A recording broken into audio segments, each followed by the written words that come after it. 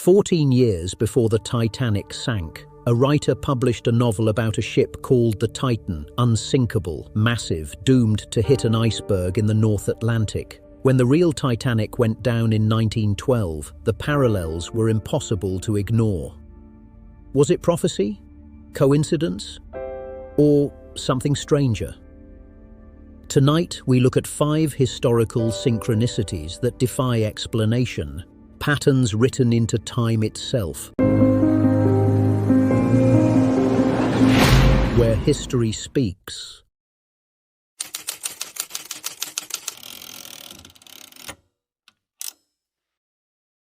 In April 1912, as the Titanic slipped beneath the icy Atlantic, a young nurse named Violet Jessop stood on the freezing deck, lifeboat oar in hand, watching the unsinkable ship disappear into black water. But this wasn't her first disaster. Just a year earlier, she had been aboard the Olympic, the Titanic's sister ship, when it collided with a British warship.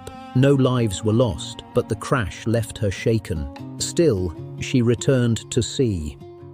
3 years later, in 1916, war raged across Europe. Violet was serving as a nurse aboard the Britannic, a hospital ship carrying the wounded across the Aegean. Then, in the quiet morning light, an explosion tore through the hull. A mine, or perhaps a torpedo. The ship sank in less than an hour.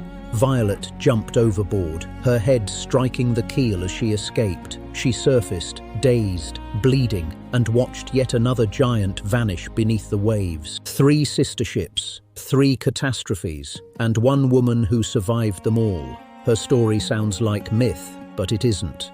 Jessop later wrote about her experiences in her own memoir, and every voyage is confirmed by ship logs, crew records, and wartime registries.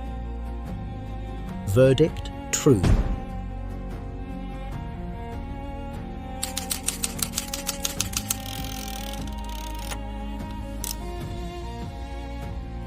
"14 years before the Titanic set sail, a writer named Morgan Robertson published a strange little novella. It was called Futility, the Wreck of the Titan. In it, a luxurious British ocean liner, hailed as Unsinkable, strikes an iceberg in the North Atlantic and goes down with almost everyone on board. The ship's name: Titan.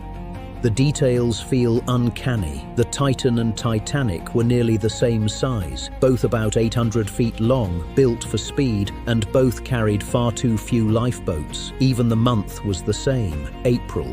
When the Titanic actually sank in 1912, readers were stunned. Had Robertson predicted it, or was it coincidence taken to mythic extremes?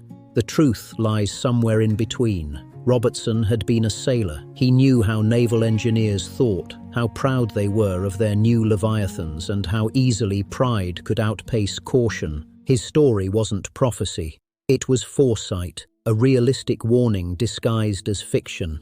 Still, it's hard not to shiver at how precisely imagination and history collided. Verdict: partially true.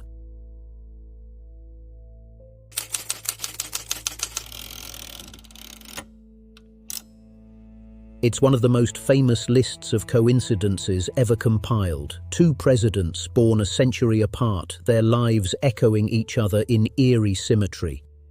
Abraham Lincoln, elected in 1860. John F. Kennedy, elected in 1960, both assassinated on a Friday, in the head, beside their wives. Lincoln was shot in a theater called Ford's Theater. Kennedy was shot in a Lincoln limousine, made by Ford.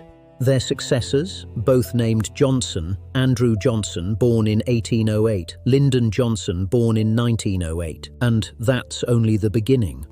Their assassins were both known by 3 names: John Wilkes Booth, Lee Harvey Oswald, each name containing 15 letters. Booth shot Lincoln in a theater and fled to a warehouse. Oswald shot Kennedy from a warehouse and fled to a theater. The pattern is so precise it feels impossible, like history replaying itself through a mirrored script. But when you check the details, some cracks appear. Many of the so-called parallels were added later, exaggerated by newspapers and chain letters in the 1960s. Others rely on cherry-picked facts, ignoring the countless ways the two stories don't align. Still, there's no denying the rhythm of it, a strange historical rhyme that keeps echoing through time. Verdict: legendary embellishment.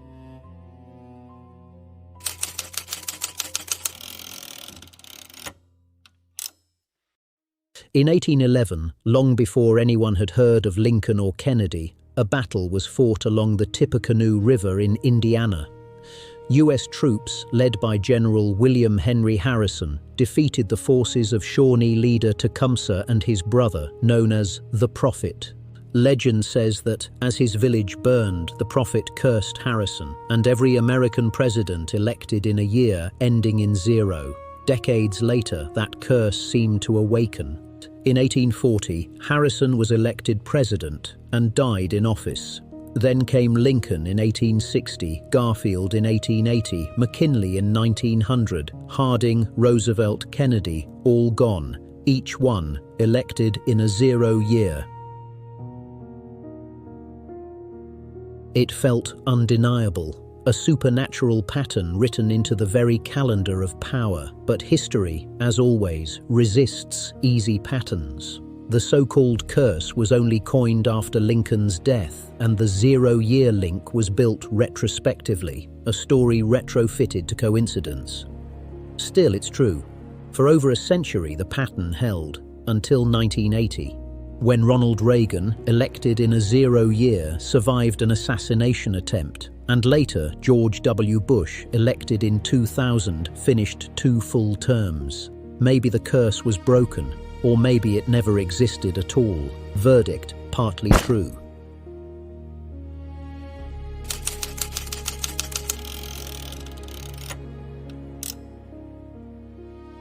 In November 1835, a bright comet blazed across Earth's sky, Halley's Comet, making its once-in-75-year visit.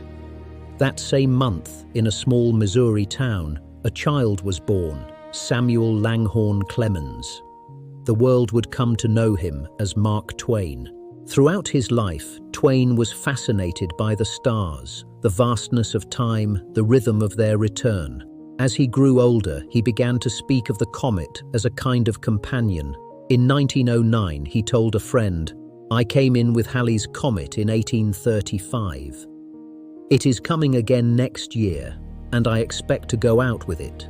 It sounded like a joke, the kind of cosmic wit he was famous for. But a year later, on April 21, 1910, Halley's Comet streaked once more across the heavens, and that very night, Mark Twain died of a heart attack at his home in Connecticut. No myth, no embellishment, just an uncanny alignment of birth, death, and orbit. A man whose life seemed to move in time with the stars themselves. Verdict: true. 5 stories, 5 moments where chance and destiny seem to overlap. Some proved true, others half-true or tangled in legend. And as strange as these coincidences were, they're only the beginning. Because beyond the famous stories lie others, quieter, rarer, almost forgotten. Next time, we will look at more impossible coincidences. Thank you for watching. And if you think you've seen everything coincidence can do, wait until you see what's coming next. If you don't want to miss it, hit the subscribe button. Until next time.